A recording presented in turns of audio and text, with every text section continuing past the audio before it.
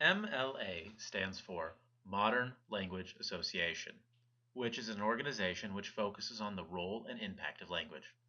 However, for the average person, the most important thing that this organization does is publish a style guide for writing papers.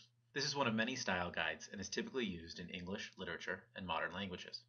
However, because most high school students are taught to cite by their English teachers, it is typically the only style guide used in high schools, regardless of the topic. Style guides describe formatting rules, which determine things like the size of margins, how lines should be spaced, and how pages should be numbered. However, the majority of teachers or professors you encounter in life, myself included, only care about one aspect of MLA, namely, how to quote and otherwise reference works in a paper. Many students find this process confusing or overwhelming, but it doesn't really need to be so. It only has 2 steps, and these 2 steps are easy and straightforward. They are inline citations and a works cited page. Let's start with inline citations. Inline citations are the method by which you tell the reader what specific portion of what you wrote relates to another work that you want to reference. To do this, you put the last name of the author you are referencing, and then the page number or some other numerical reference in parentheses after the specific portion of text that the reference relates to.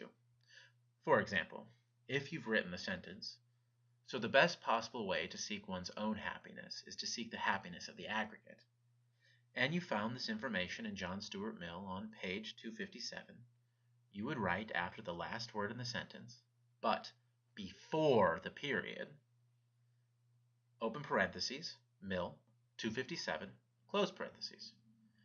For more particulars on inline citation, check out the video Inline Citations in Depth.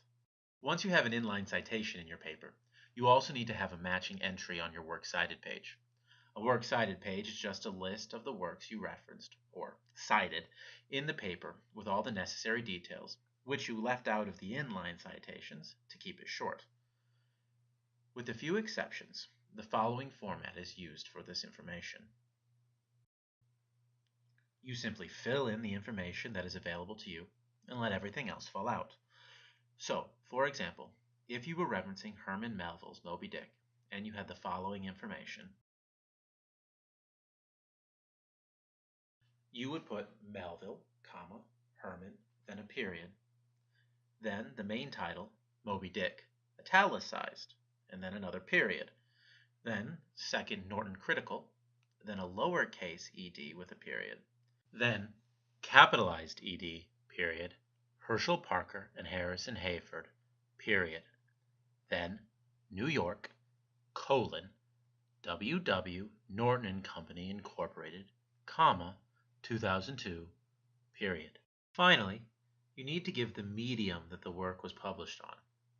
Typically, this is either going to be print or web. In this case, it is print followed by a period because we're dealing with a book. Everything else, like the title of a selection or a volume number, drop out because they either don't exist or you don't know them.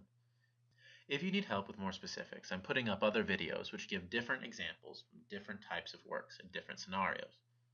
Thanks for watching, and good luck.